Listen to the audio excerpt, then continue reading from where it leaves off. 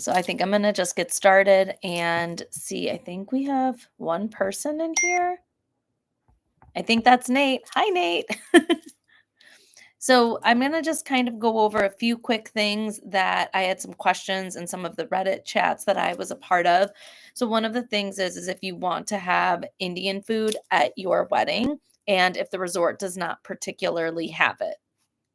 So I was given the option of having the resort made Indian food, which was a very minimal selection, or I could have gotten it catered from a different company, which was going to offer for.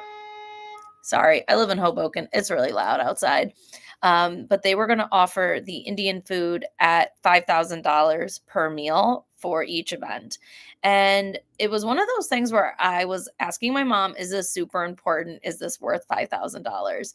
And we just kind of went with the flow and just said no. The food at the resort was amazing.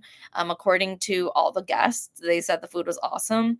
Nate and I did choose quite a few different options for people. So it was more like fusiony, there was some Chinese, there was some Indian, there was some Italian. It was a little bit for everybody. So I think that that was one of the biggest things that people had the option of trying. Nate, do you have anything that you want to add? You can add it in the chat. I think we have somebody else in the chat. I can't hear you, but you can type your question in the chat if you have anything that you wanted to mention, and I'll read it out loud.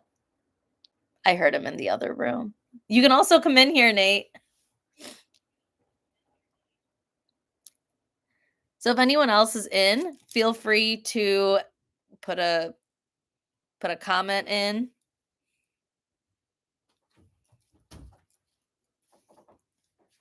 Here's Nate. Let's see if he has anything to say. I wanted to also mention that the resort that we got married at was Barceló Maya Riviera. I can't talk. Barceló Maya Barceló Let me Maya. translate. Barceló Maya Riviera. It was amazing. Do you have anything that you wanted to add about the wedding? Oh, it was great. You put a lot of hard work in, and it paid off big time. Yay. So does anybody in the chat have any questions at all? I'll answer anything.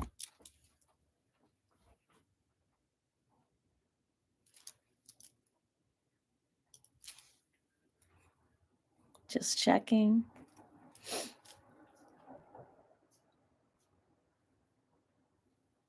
A couple things that we asked from our DJ. Hey, so my boyfriend and I are planning on having our wedding in Mexico in 2025. How early did you send out your invites? And since it was an international wedding. So we did, this is actually extremely important. So depending on when your wedding in Mexico is, I sent a save the date out first. We sent that out 1 year in advance, and we sent this out to everybody. So we ended up sending it to anybody that we were planning on inviting to an American wedding or like stateside wedding. And then we sent out our formal invites, and we had an RSVP date 3 months prior to our wedding. People were still able to book rooms, but our room block ended. A question for you is when in 2025 are you getting married? And then do you actually have a wedding coordinator, like travel planner? Because that's going to be really important. Some people have like a 6-month deadline, and other people have like a 3-month. So ours was 3 months, which worked out really well. And the other thing to ask is if your guests book outside of your room block, will those still count towards whatever concessions you're going to have? Or if they don't add to the concessions, but do they like hurt you? So some people have to pay like an extra $100 per person if they did not book within the room block. So I think that that's something that you really need to make sure you have your travel coordinators, and that's based on the resort that you're getting married at. Do you know which resort you're getting married at? Sorry, this is my first one, so I don't know if I got it out to enough people, but 2026. Okay, awesome. So you do have time. I would say definitely just figure out when your 1 year in advance is, and then do you know which resort you're getting married at? I was gonna say, it's coming up. The other thing that the other thing I would also recommend is ask them about the vendor fees. That was really important. We ended up having our vendor that was internal. A lot of our Indian vendors were internal. So we used Drums in Paradise, and literally that was our favorite vendor we used. Um, so we had an amazing time at Barceló. I'm going to be doing a regrets video as well and things that like didn't go right. So definitely watch out for that. But Barceló was epic. Earlier in the video, in the live, I discussed that there were some Indian food options. And if you didn't have Indian food options that were like up to what you wanted, you can have an outside restaurant bring the food in from like Cancun, but it was $5,000. We used the hotel's food and it was amazing. Like we did a bunch of different types. They did have some Indian food, they had some Chinese food, they had Italian food. So we kind of did a mixture of everything. Kind of went a little bit more on the Indian heavy stuff for the Sangeet, and then we did kind of more mixture fusiony stuff for the actual reception. So if that was something you wanted, I think all of the resorts use this like same Indian restaurant, so it's something you can consider. But we used Drums in Paradise and I used Lodo Mendi, and they were awesome. Those were internal vendors.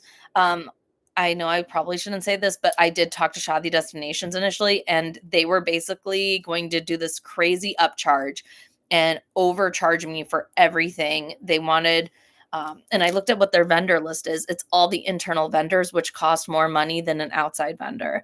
So I will mention on this live stream, I'm not going to really talk about vendors in my videos, but I used Disco Mobile. He was okay. He was not the best. He did mess up quite a bit, but he does have like a really awesome app, which I really liked. We used Flory Flowers, and it is this awesome lady who does her own stuff and very good price. Hers were similar to the in-house vendors, her pricing, because we got a lot of flowers. And then we also I did my hair and makeup outside. They were great. And then trying to think. Oh, our decor person was unbelievable and such a good price. His name is Bob from Star Events. I did use some of this pack stuff that was available in the packages from Zuniga, but Zuniga is what all the Indian people use, but Bob has everything and it's like a quarter of the price. And he is awesome. So just consider that with regardless of whatever resort you're going to be looking at, the outside vendor fees, don't be scared of those because they end up kind of working out when you look at like what the pricing is. Like Zuniga for what they wanted, it was insane. Like having just like a lounge set was going to be like 500, $600. Their lighting was so expensive. And I got an entire canopy of lights over my entire reception venue for under $1,000. So like they were charging, I think, $500 per light. So it was just kind of weird. And okay, do you have any other questions? Because I think we have a few other people on, but no one else is saying that, okay, I'll be paying for the wedding on our own. Okay. So I am doing a video later on this. We had 115 people, and the amount that we spent, I'll just kind of tell you. So we had, if you're inviting children, it's only $15 per child for regardless, $15 per kid. And then it's $50. I did the Karma Love. There's also the Dharma Love, and you can pay for extra events if you want. But the Karma Love was great because it offered a ton of events. You would get a free welcome party with 200 guests. So that would be 3 hours. You get a Mendi, Sangeet, and reception and wedding. I used my appetizers from the Mendi because I combined my Mendi and Sangeet event into one. So I had extra appetizers because they were offering it for one of the events, and I moved that to my welcome party. So I had a 3 hour welcome party. And then I did a 4 hour Sangeet the next night. And they do give you time for the guest henna, but you needed to, like, I paid extra for my guests. So I think I paid an extra $640 for like 60, 70 people, and they were there for like 2 hours. And that included, though, my henna, so my full bridal henna. And then we actually had an extra hour because the Mendi and the Sangeet was going to be 5 hours. So I moved one of those hours to my cocktail hour, and I got additional like appetizers that I got to move to that event. And so I did a cocktail hour, and I only paid for one extra hour. So my hours in for the wedding, I think, was 17 or 18,000 for 115 people. I technically had 5 events because I also did a private Maya, like a kinda like a on our own in the morning. But yes, I did 5 events over 3 days. And then we did, so that was about 18,000 or so, I would say, for about 100 adults and like 15 kids, maybe 17,000. And then I spent for my DJ, we spent around 4,000. The decor was like 4,500. The flowers were about 3,000. Hair and makeup, I paid for my bridesmaids and people to get their hair done, so that kind of can be up to you with how you wanna take care of that. So I'm gonna just, like, leave that part out because it's up to you how you wanna do that. And then so there's the who else am I missing? I'm missing some my video people. I got an awesome deal with these guys, and they were epic, so I'm gonna have more things coming out later for my video people. They were awesome, but you can expect to spend around 5 to $7,000. It's really cheap. And then I had a photo and video for Friday, or sorry, my Sangeet and my Mendi and my welcome part, not my Mendi, sorry, my welcome party and Maya. And then on the wedding day, we had 2 camera guys and 2 videographers. So, and then we also had a drone, and we spent about 5,200. So a roundabout-ish, the way to kind of think of it for the thing that we did, it was 14,000 for 50 guests, and that included the majority of the days, and then it was an extra $15 per hour, and then every guest on top of it was 70. But, like, the flowers, they would go up depending on how many centerpieces you had. I did more lower centerpieces because I don't like super high centerpieces. I spent about, I think, like 80 or $90 per centerpiece. So we had about 14 tables. So we did that. And then we had this really cool, like, hexagon arch thing, which was kind of an upgrade. And that was,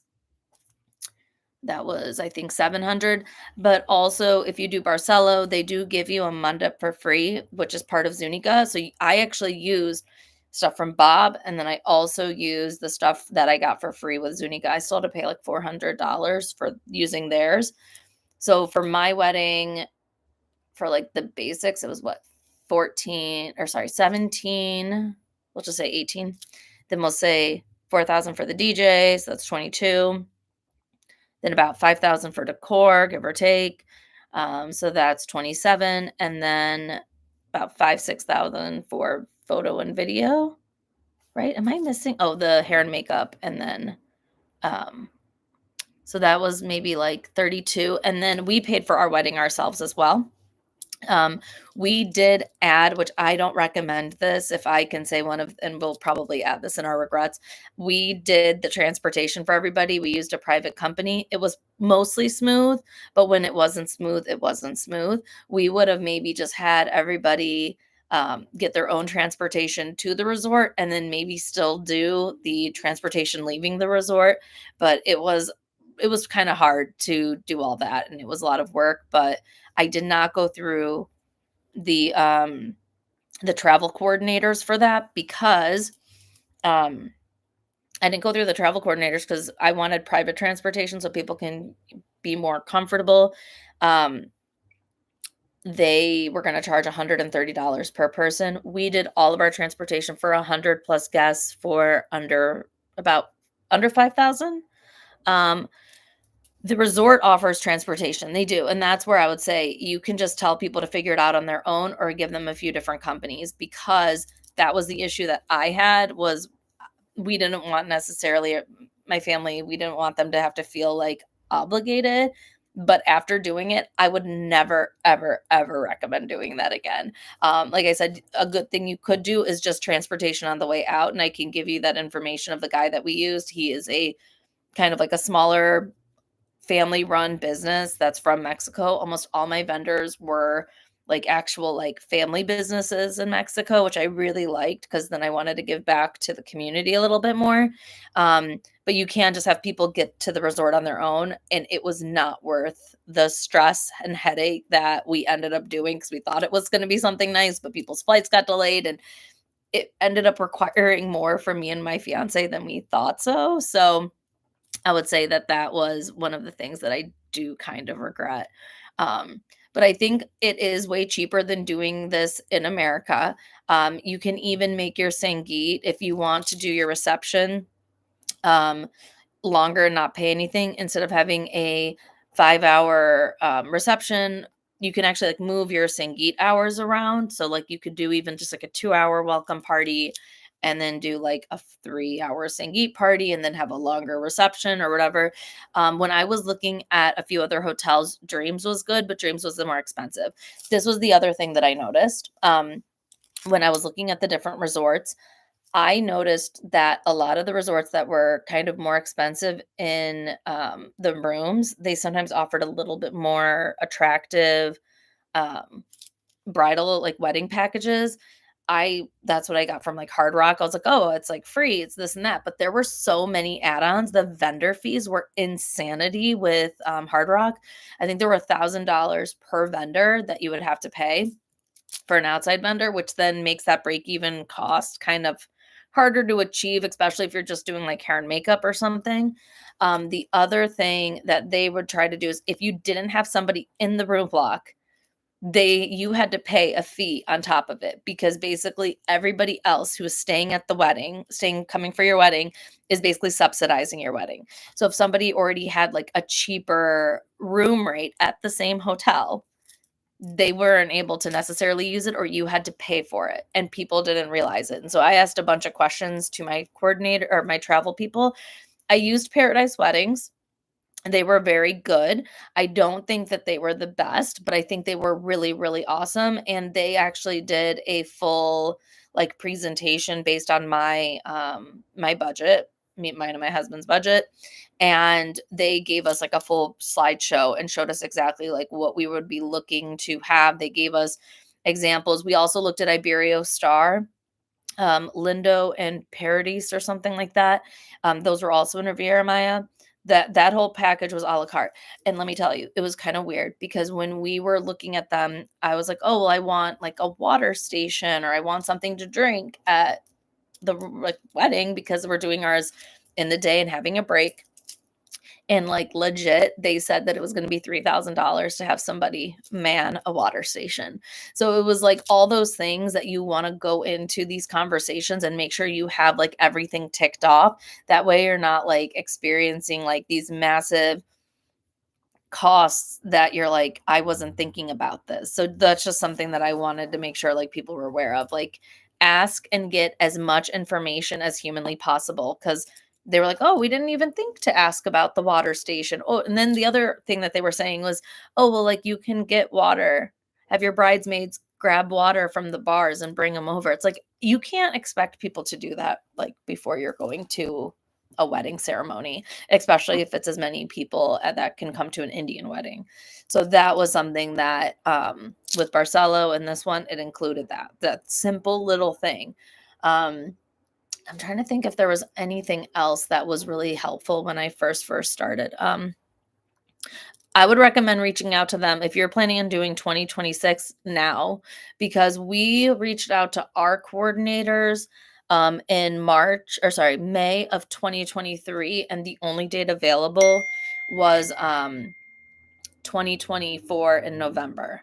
So everything was already booked out. So you'll probably have some great options if you do it now. I would highly recommend reach out to like the destination planners. I will say do not get scammed and use the people that like charge you. So there's some places that'll charge you like 500 bucks. Don't use destination weddings.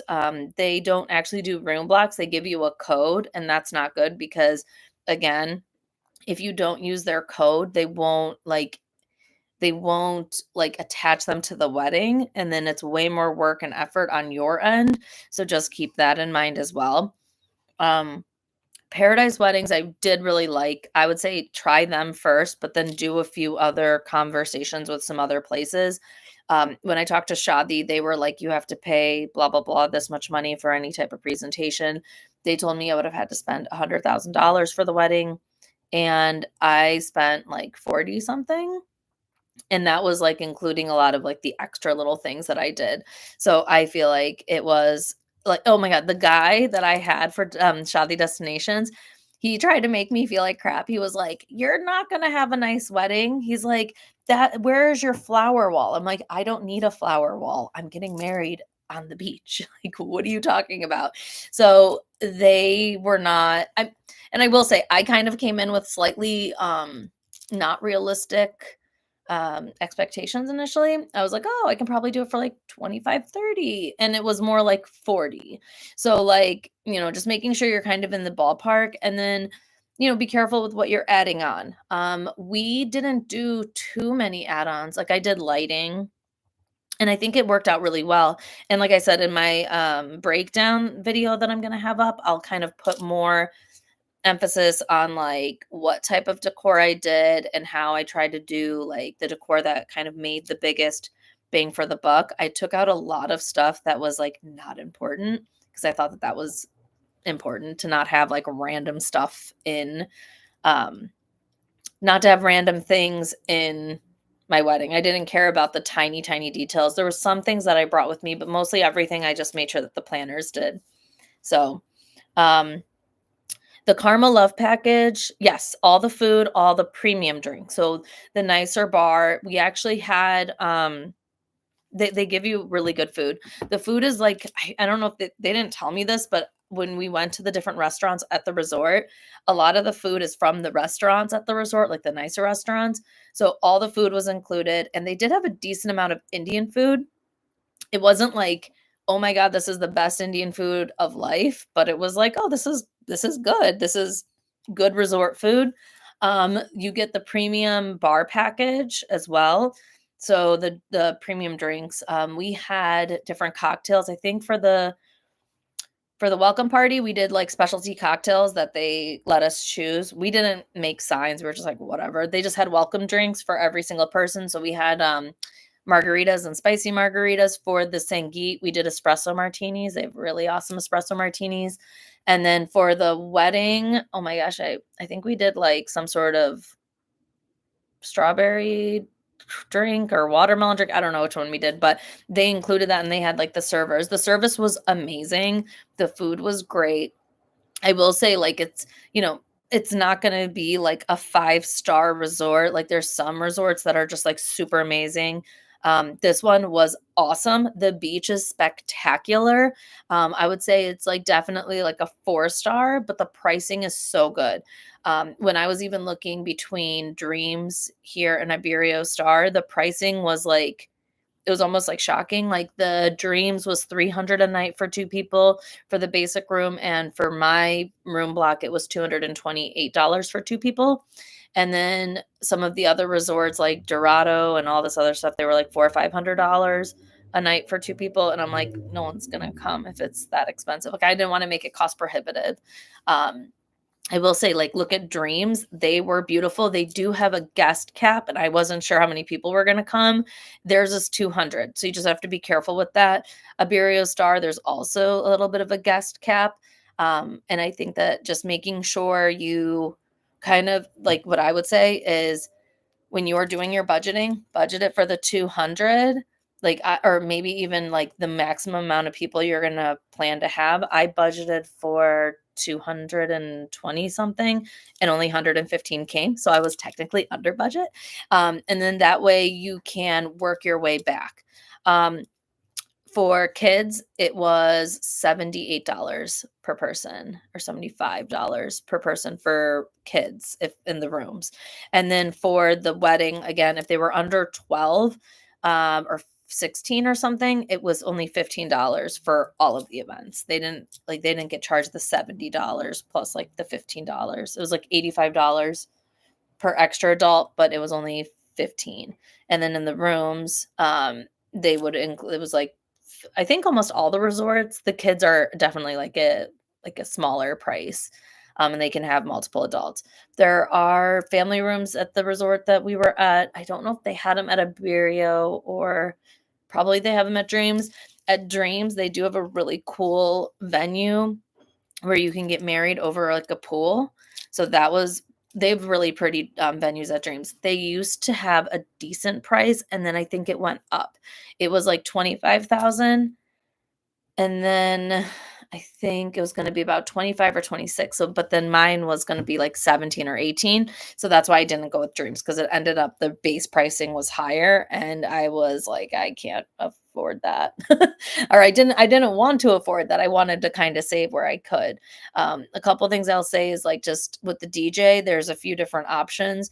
Like I said, mine did not and I'll include this a little bit more in the regrets. He messed up a little bit. It was not like a big deal, but like to me, I was like, I worked hard on like getting certain music. So it was fine. But yeah, I definitely will answer any more questions that you have. Otherwise, I can maybe do another one of these maybe in January or something. And if anybody else has more questions, that way I can answer any questions. But yeah, I really did enjoy the resort we were at. I'm not saying that mine is like the best. I think for the price, for the value of what you get, it was really awesome. Like we really enjoyed it. We want to head back and yeah, but I can do another live again and I can do that after I have some of like the additional videos up and then I can even share some of the clips of different things and I will have like my full budget breakdown. That way it can kind of help people because I think it's always important to get like what's a good like cost per head amount and then like taking some of the things out that I would probably not do again. But I really appreciate it. Thank you so much. And if you can, like and subscribe to the channel. And I appreciate everybody for listening into my first live stream. Bye.